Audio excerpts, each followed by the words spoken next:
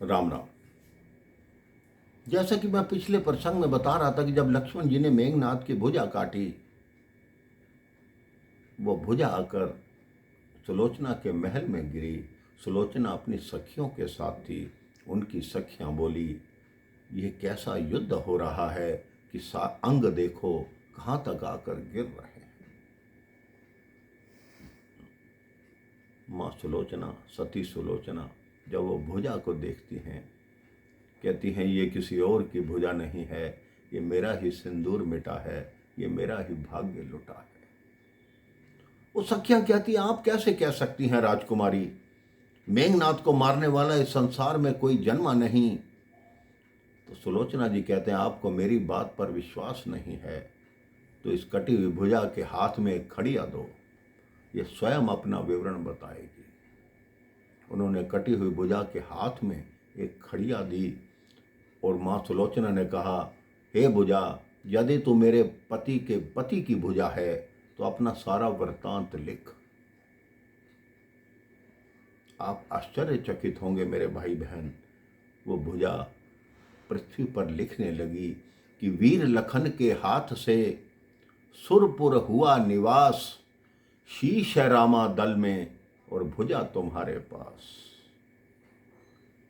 अब सुलोचना बहुत रुदन करने लगी। इधर रावण को यह समाचार मिलता है मेरे भाई बहन कि मेघनाथ मारा गया।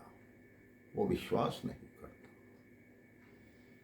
जो सैनिक आकर सूचना देता है कि मेघनाथ की मृत्यु हो गई, वो सैनिक को मारने के लिए आगे बढ़ता है कि तुम मेघनाथ की मृत्यु का झूठा समाचार देकर मेरा मनोबल गिराना चाहते हो। मेघनाथ कभी नहीं मर सकता। मेघनाथ को मारने वाला इस संसार में कोई भी नहीं जन्मा।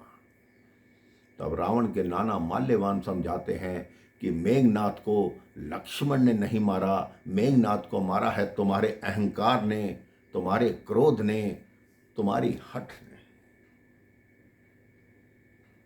रावण कहता है, नाना जी, आप भी इन कुलद्रोहियों के साथ मिल गए और आप चाहते हो कि मेघनाथ की झूठी मृत्यु का समाचार सुनकर मैं उस पर सहसा ही यकीन कर लूं, लेकिन ऐसा कदापि नहीं होगा। मैं सारे कुलद्रोहियों को जो मेरा मनोबल गिराना चाहते हैं एक एक करके मृत्यु के घाट उतार दूंगा। इतने में महारानी मंदोदरी आती हैं, कहती सबसे पहले मुझे मृत्यु के घाट उतारो। अब इस लंका में कोई एक भी ऐसा नहीं बचा जो मुझे माँ कहकर पुकार सके। आपका पुत्र मारा जा चुका है। मैं रावण कहता है ऐसा हो ही नहीं सकता मंदोदरी, मेघनाथ नहीं मर सकता। मैं मंदोदरी कहती है आपको मेरे पे विश्वास नहीं है, वो देखिए आपके पुत्र की विधवा कैसे रुदन करती हुई आ रही है। उधर से सुलोचना रुदन करती हुई आती हैं।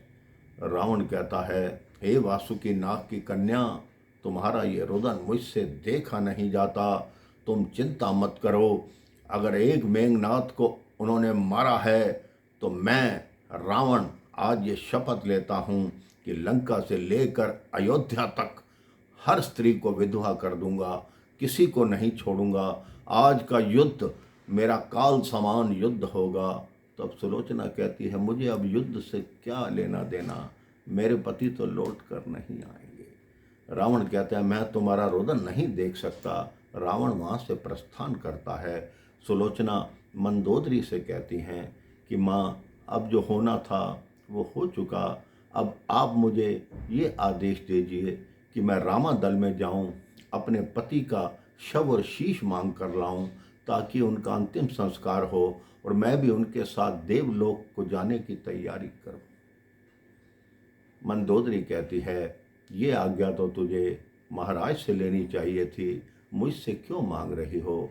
सुलोचना कहती हैं, आपको अच्छी तरह ज्ञात है मैं उनसे आज्ञा मांगती वो कदापि इसकी आज्ञा नहीं देते, इसलिए मैं आपसे कह रही हूँ। आप एक स्त्री हैं और एक स्त्री के मन की बात को समझ सकती हैं। महारानी मंदोदरी कहती हैं, उन्हीं के हठ ने तो ये दिन ला दिया। जाओ पुत्री जाओ, मेरी तरफ से तुम्हें आज्ञा है। अपना कर्तव्य पूरा करो, अपने धर्म का पालन करो मंदोदरी सुलोचना जी के शीश पर हाथ रखती हैं। सुलोचना जी रामा दल में जाने की तैयारी करती हैं। उसके पश्चात क्या होता है, किस तरह उनकी रामा दल में वार्ता होती है, ये मैं आपको अगले प्रसंग में बताऊंगा। राम राम, जय श्री राम।